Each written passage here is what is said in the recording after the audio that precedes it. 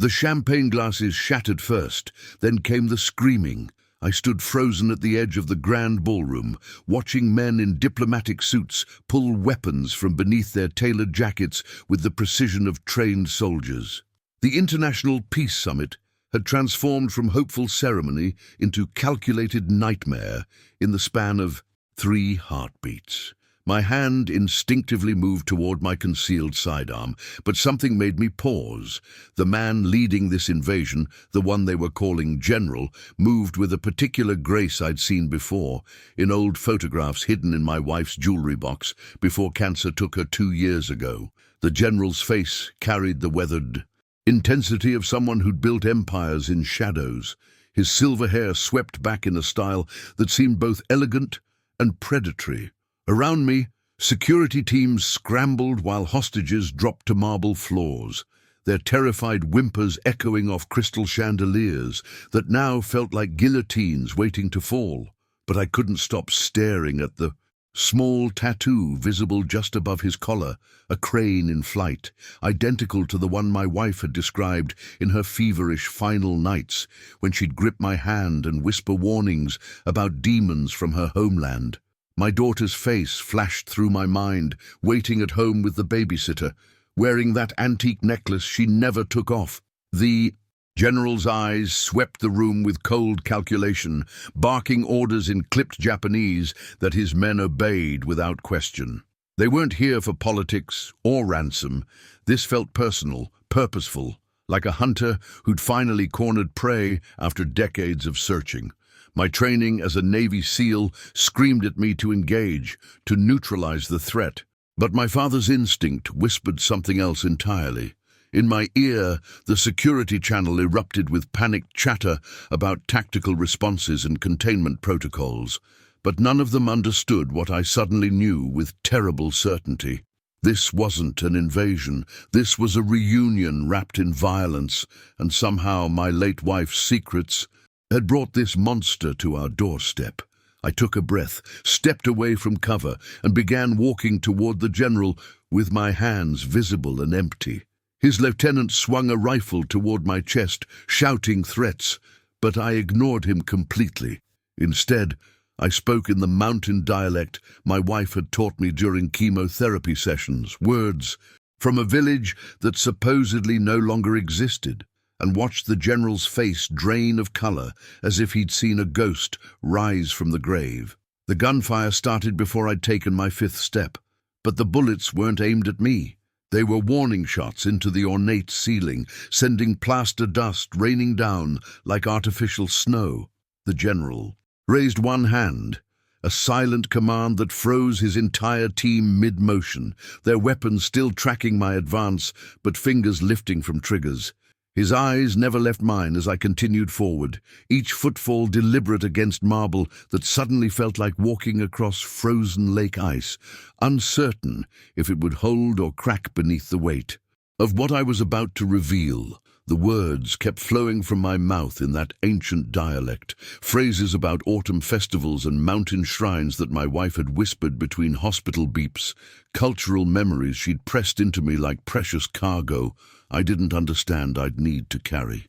Around us, the hostages remained prone and trembling, their designer gowns and military dress uniforms now just fabric against cold stone as they tried to disappear into their own shadows. I could feel my fellow security personnel watching through scopes and doorways, their confusion radiating through the tense air because protocol demanded they drop me the moment I'd broken from cover. Yet something in my body language must have communicated purpose rather than panic. The General's lieutenant kept his rifle aimed at my center mass, screaming demands in harsh Tokyo Japanese that I stop moving, but his commander simply stared with an expression that shifted from fury to something far more dangerous, recognition mixed with impossible hope.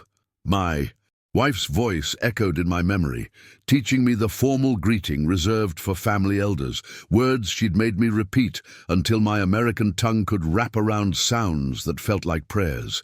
I stopped exactly 3 paces from the General, close enough to see the veins in his temples pulsing, close enough to smell gunpowder and expensive cologne mixing in the space between us. His hand moved slowly to his hip, and every weapon in the room shifted toward us both.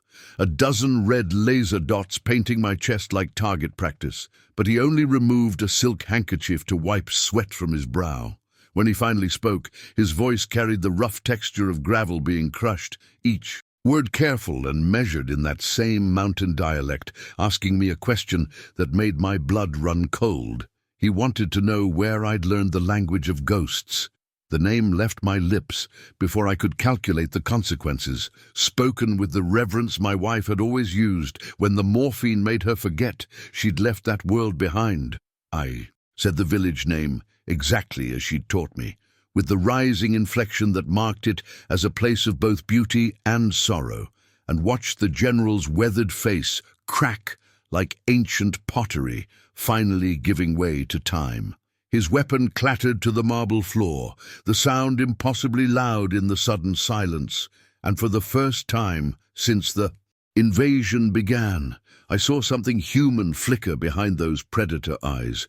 Grief, raw and unprocessed, the kind that comes from searching for something precious you never expected to find. The general's knees buckled slightly, catching himself against the edge of a toppled diplomatic table, his fingers gripping the wood with enough force to make the joints creak. His eyes, dark and endless like ocean trenches, locked onto mine with an intensity that made the armed standoff around us fade into irrelevance, as if the 50 hostages and dozen gunmen had simply evaporated into the marble walls. I watched his lips move silently, repeating the village name I'd spoken, tasting each syllable like a man, dying of thirst, finally finding water, but unsure if it's real or mirage. The lieutenant barked questions at him in rapid Japanese, demanding orders, demanding action, but the general raised his palm again, this time trembling, the gesture of a man trying to hold back an avalanche with bare hands. Around us, the chandeliers swayed gently from the earlier gunfire, crystal pendants chiming like wind chimes in a graveyard, marking time that suddenly felt elastic and strange. I took the calculated risk, speaking again in that mountain dialect, mentioning the cherry tree that stood at the village center where families carved promises into bark that would outlive generations. His breath caught, audibly a sound between gasp and sob, and I knew my wife's memories had been precise, even through the fog of medication and approaching death. The general's hand moved to his chest, pressing against his heart, as if trying to physically hold something inside that threatened to escape. And when he spoke, his voice carried the weight of decades, compressed into single words. He asked about the tree's western branch, the one that grew crooked from a childhood typhoon, details so specific that only someone who'd stood beneath those blossoms could possibly know, could possibly remember with such aching clarity. I nodded slowly, then spoke the phrase my wife had made me memorize during our final week together, words she'd claimed were a family blessing passed down through blood and time. The general's composure shattered completely, his weathered face contorting with emotion too large for any single expression to contain. Grief and joy and disbelief swirling together like storm systems colliding. His guards shifted nervously, uncertain whether to support their commander or maintain their hostage positions, their training colliding against the unprecedented sight of their unshakable leader coming undone before an enemy who spoke like family. The general reached toward me with one shaking hand, stopping inches from my shoulder, asking in a whisper that barely qualified, as sound whether I knew what those words meant, whether I understood the weight they carried. I met his eyes without flinching, letting him see the truth written in my face, and spoke my wife's name, her full name, including the family name he'd given up hope of ever hearing again. The general's hand finally made contact with my shoulder, gripping, with desperate strength as tears carved paths through the dust on his weathered cheeks, and the entire room held its breath as two enemies became something far more complicated in the space between heartbeats. The general's grip on my shoulder tightened as I reached into my tactical vest with deliberate slowness, my movements watched by a dozen. Rifle barrels that tracked every centimetre like predators following wounded prey through tall grass. I withdrew the leather-bound photograph I'd carried since my wife's funeral, its edges worn soft from countless midnight viewings when sleep refused to come, and memories were the only company I could bear. The image showed my daughter on her 5th birthday, gap-toothed smile radiant as summer, wearing the traditional kimono my wife had sewn during her final months when her hands could still steady themselves against the trembling sickness brought. But it was the necklace-catching lobby light that made the general's breath stop completely, a silver crest depicting a crane in flight over mountain peaks, the family symbol he'd described in hushed tones to investigators across 3 decades of fruitless searching.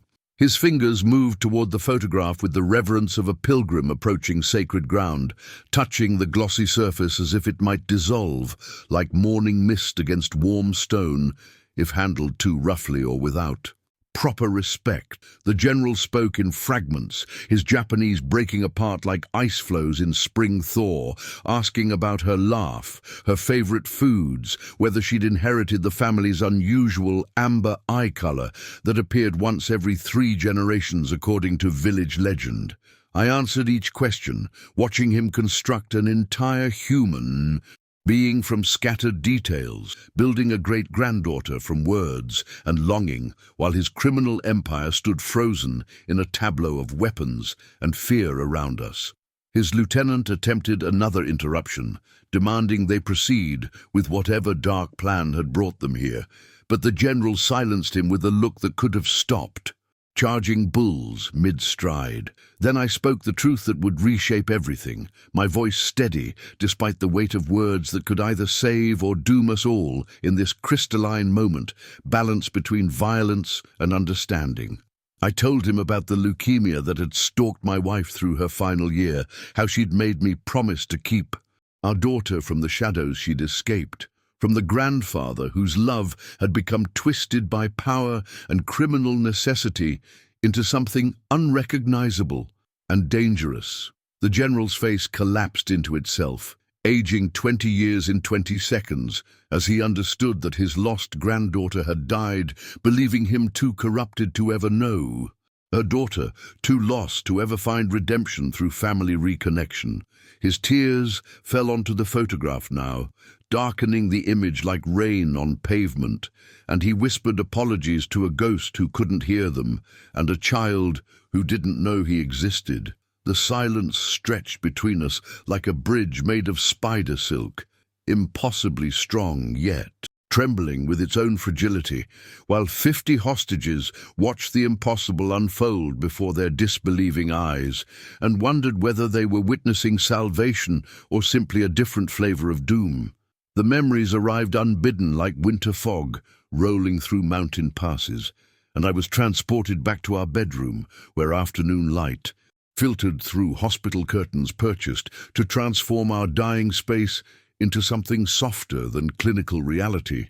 My wife sat propped against pillows she'd embroidered herself before the sickness stole her steady hands, her once luminous skin now translucent as rice paper held against lamplight, teaching me phrases in the Kansai dialect her grandmother had spoken in whispered bedtime stories throughout childhood.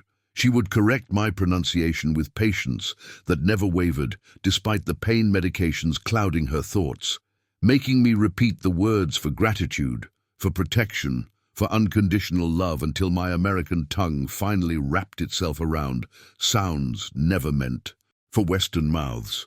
Between language lessons, she would drift into stories about growing up in that unnamed village where cherry blossoms fell like pink snow each spring and elderly women still wore traditional dress for morning market trips through narrow stone streets. She described her grandfather before the darkness claimed him completely, a man who'd carved wooden toys for every child in town, who'd mediated disputes with wisdom earned through decades of quiet observation, whose laughter could fill entire rooms with warmth that lingered long after the sound faded into comfortable silence. But then she'd speak of the transformation, how criminal necessity and power's seductive whispers had corrupted something fundamental in him, turning protective love into possessive control that drove his own son to flee in desperate midnight escape with infant daughter clutched against his chest. Her final weeks became an intensive course in cultural preservation, as if she could transfer her entire heritage through concentrated teaching. Sessions that left us both exhausted and weeping. She taught me how to prepare the traditional New Year dishes her mother had made, how to fold origami cranes for luck and healing, which prayers to speak at family altars, and why each gesture mattered in ways that transcended simple religious observance. She made me memorize the location of the family crest necklace hidden in our daughter's jewelry box, explaining its significance with urgency that frightened me more than any diagnosis ever could manage. The night before she died, my wife gripped my hand with surprising strength and spoke the request that haunted every decision I'd made since, promising to shield our daughter from inherited darkness while somehow preserving the beauty of heritage that deserved continuation despite its complicated shadows. I had sworn that oath beside her hospital bed as machines beeped their mechanical requiem, never imagining I'd one day speak those words to the very man she'd spent her entire life running from, in a besieged building, where past and present collided with the force of tectonic plates grinding against each other beneath an unsuspecting world. The general's weathered hand trembled as he extended it toward me, palm upward in silent demand that transcended language barriers, his dark eyes burning with desperate intensity that transformed his hardened features into something rawly vulnerable. I reached beneath my tactical vest, where I kept the photograph of my daughter always pressed against my heart, but it was the delicate chain I withdrew instead, the family crest necklace catching fluorescent light and throwing fragments of gold across concrete walls, stained with cordite and fear. The circular pendant bore intricate engravings of a crane in flight above stylized waves, its wings spread wide in eternal ascent, the craftsmanship speaking of generations past when such things were commissioned to last centuries rather than seasons. The general's breath caught audibly, a strangled sound emerging from somewhere deep within his chest as recognition struck him with visible physical force. His fingers moved toward the necklace, but stopped inches away, hovering as if the metal itself might burn flesh upon contact, his entire body frozen in tableau of longing and disbelief. "Impossible," he whispered in Japanese, the word cracking midway through like aged wood, splitting under pressure. My son took this when he disappeared into the night. I searched every prefecture, every port city, every place a frightened man might hide a child from the world I had created. He finally touched the pendant with such reverence that I understood immediately this object represented more than mere family heritage. It was the last physical connection to a son he'd driven away through choices that must have haunted every quiet moment since. I watched decades of hardness crack across his features like ice breaking apart on spring rivers, revealing the grieving grandfather beneath the criminal general's carefully constructed facade. "Your wife was Akiko's daughter," he stated rather than asked, his voice barely audible above the distant sounds of tactical teams positioning outside our tenuous sanctuary. "She would be 32 now, the age my son was when he vanished, with everything I treasured more than the empire I built from blood and compromise." The weight of his realization settled over us both. His granddaughter had lived an entire lifetime, had married, had borne a child, had died, all while he'd searched the wrong shadows in cities that never held the answers he desperately needed to find. "She made me swear to protect our daughter from you," I said, each word a careful step through emotional territory more dangerous than any physical battlefield we'd navigated. But, standing here now, speaking her language, holding this necklace that connected her to memories she treasured despite everything, I see the man she described carving wooden toys, not just the darkness she spent her life escaping. The general closed his fist around the pendant, bringing it to his forehead in a gesture of such profound grief that I finally understood why my wife had taught me her language with such desperate urgency. She'd known someday these worlds would collide, and someone needed to build bridges across chasms carved by generational trauma and impossible choices. The moment shattered like glass striking concrete when Lieutenant Takeshi Yamamoto burst through the eastern security doors, his younger face twisted with ambition and calculated betrayal that I'd seen too many times in men who mistook ruthlessness for strength. "The old way dies tonight," he announced in clipped Japanese, his automatic weapon sweeping across the room where 30 hostages huddled against marble columns that had witnessed centuries of failed diplomacy. Behind him stood 6 operatives who'd clearly been waiting for precisely this fracture in command, their body language revealing a coup planned long before our arrival at this summit that had transformed from peace negotiation into generational reckoning. The general's hand instinctively moved to his empty holster, muscle memory, from decades of violent survival kicking in, even as his eyes remained haunted by the family crest still clutched in his weathered palm. I watched calculation replace grief across his features. The transformation, both terrifying and necessary as tactical reality, reasserted itself over emotional revelation that had briefly made him human rather than legend. "These hostages were leverage for negotiation," the general stated, his voice dropping into command tones that had clearly controlled criminal operations across multiple continents. "You intend massacre, which serves no purpose except satisfying whatever small ambition drives men who mistake chaos for opportunity." Yamamoto laughed, the sound sharp and empty like wind through abandoned buildings, his weapon now aimed directly at a young diplomat clutching her briefcase like a shield against inevitability. I recognized the moment before it crystallized into irreversible action. The subtle shift in stance, the finger tightening on trigger mechanisms, the breath held before violence, transforms intention into consequence. Without conscious thought, I moved laterally while speaking rapid Japanese that caught both factions off guard. "Your lieutenant plans to eliminate everyone, including you, blame the carnage on rogue elements, then negotiate immunity by becoming the prosecution's star witness against your entire organization." The general's eyes snapped to mine, decades of survival instinct recognizing truth when strategic necessity demanded instant judgment calls built on incomplete information. "How could you possibly know this?" he demanded, but his body had already angled defensively, creating tactical partnership through pure positioning that transcended spoken agreement. I gestured toward Yamamoto's left pocket, where a recording device created subtle bulk against otherwise clean tactical lines, the kind of evidence collection that only made sense for someone planning courtroom appearances rather than criminal futures. "Because I've spent 15 years reading men who play both sides," I answered my own.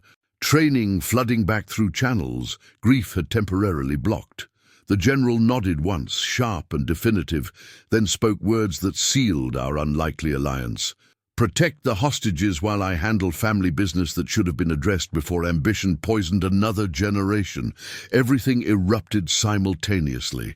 Yamamoto's faction opening fire toward hostages while the general lunged with surprising speed for a man carrying decades like weighted chains, his hands moving in combat patterns older than modern warfare. I returned fire with precision born from countless operations where hesitation measured the distance between protection and catastrophe. Each shot calculated to disable rather than kill, because YouTube audiences and my own conscience demanded limits even fictional narratives couldn't cross. The general fought like water finding weaknesses in stone, his movements efficient and brutal without becoming gratuitous.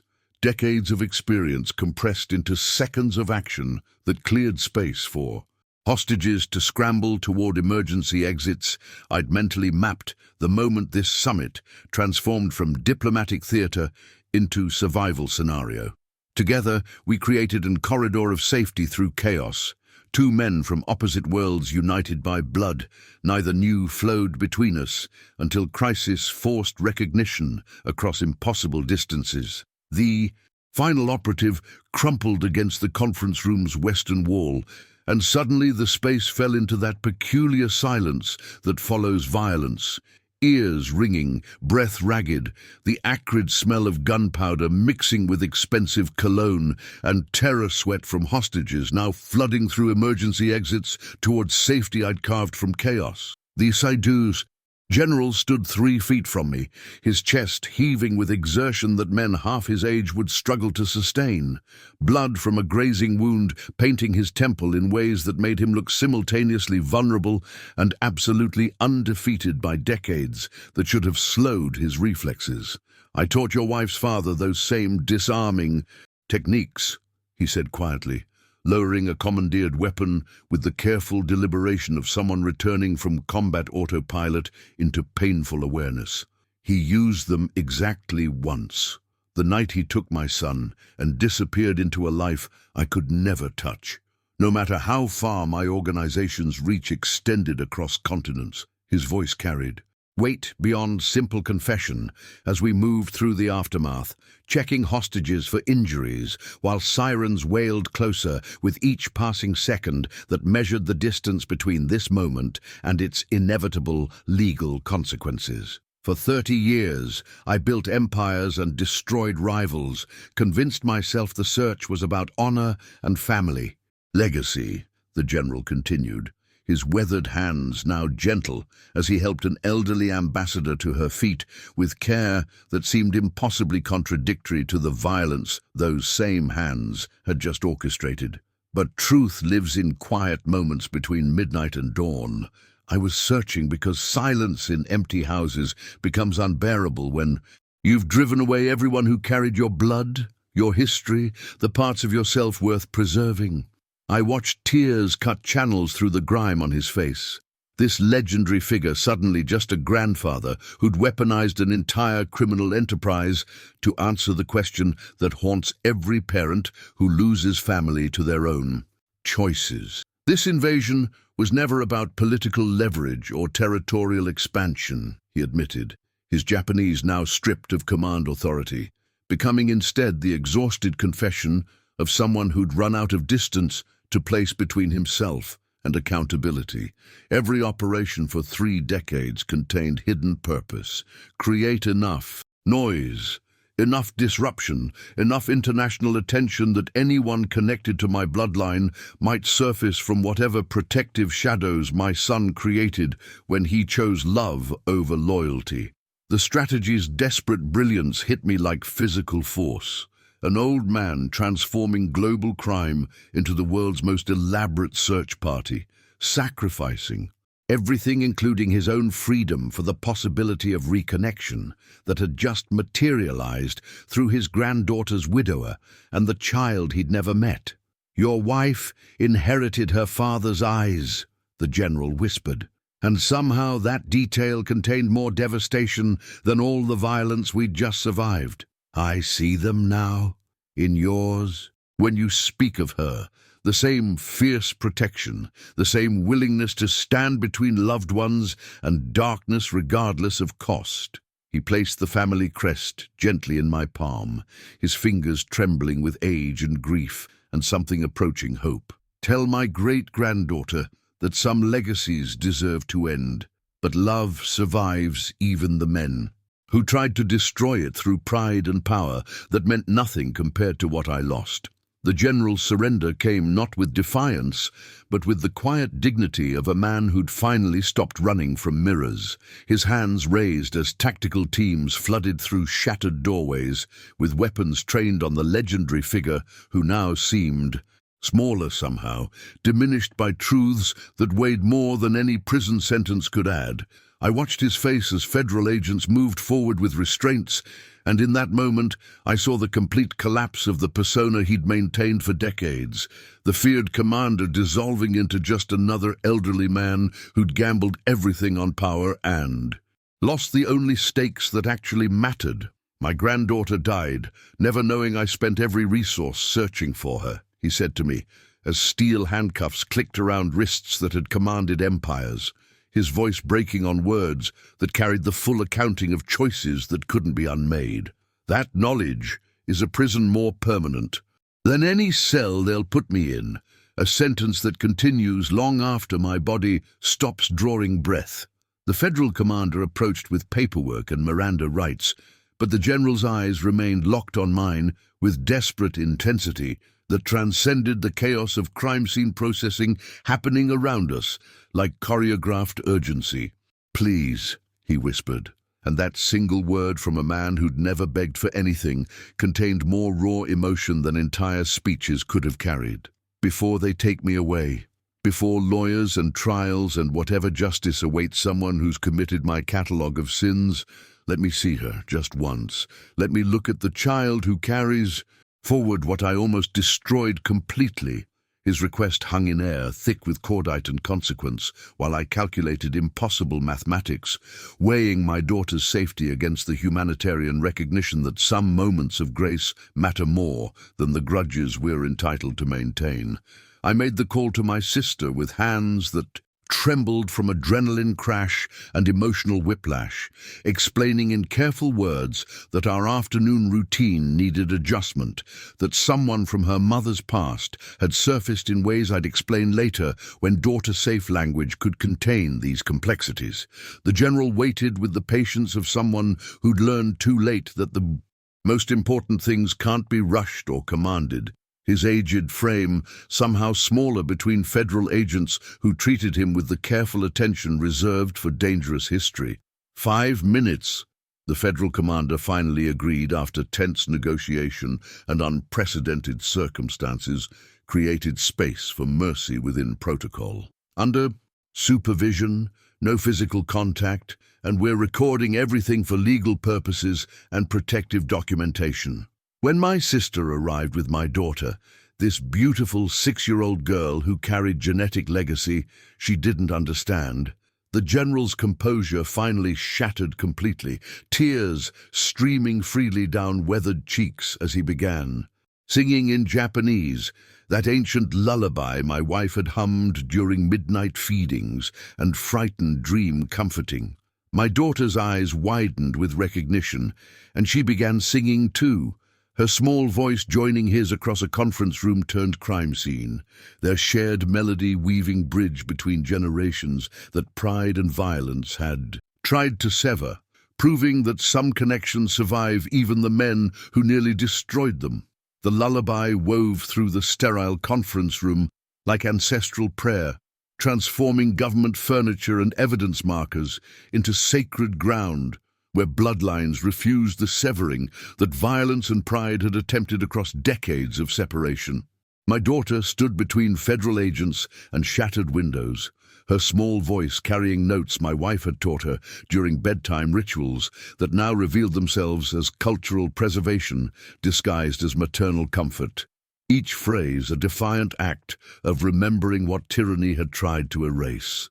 The general's voice cracked on verses he'd probably sung to his own son before ambition poisoned everything it touched, his bound hands trembling with the physical restraint of not reaching toward this child who represented both his greatest failure and his only remaining redemption.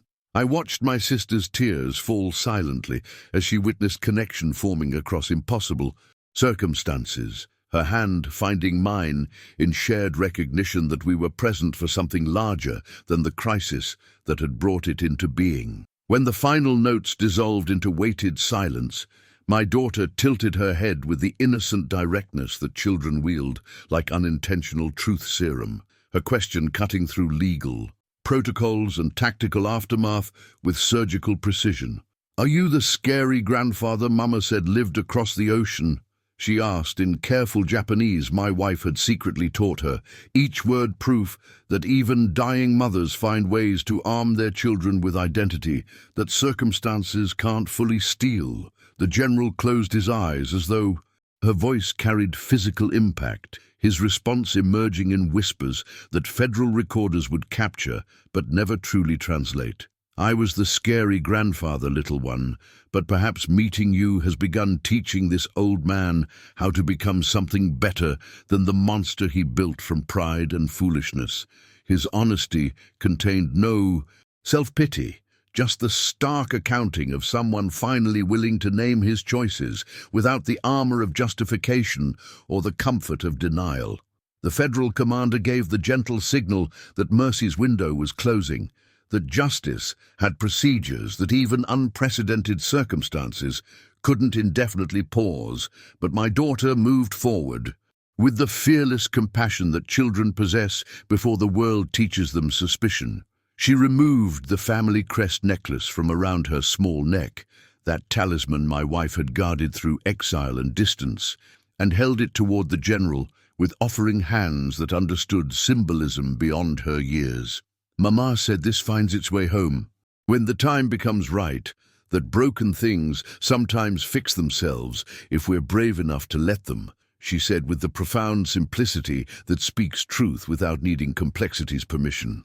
The general accepted the necklace with bound hands that shook from more than age, pressing the ancient silver to his forehead in gesture of gratitude and grief combined, his whispered thanks in their shared dialect becoming prayer for futures he'd never witness but had finally stopped destroying. As agents led him toward consequences he'd spent lifetime earning, the general looked back one final time, his eyes meeting mine across distance that contained entire histories of loss and unlikely grace, his final words carrying weight of promises made too late but offered anyway. Protect what I could not, teach her what I failed to learn, and perhaps tell her someday that even monsters can recognize beauty once their mirrors finally stop lying to them. What would you risk to give someone a moment of redemption they don't deserve? Subscribe to witness more stories where impossible choices reveal who we truly are.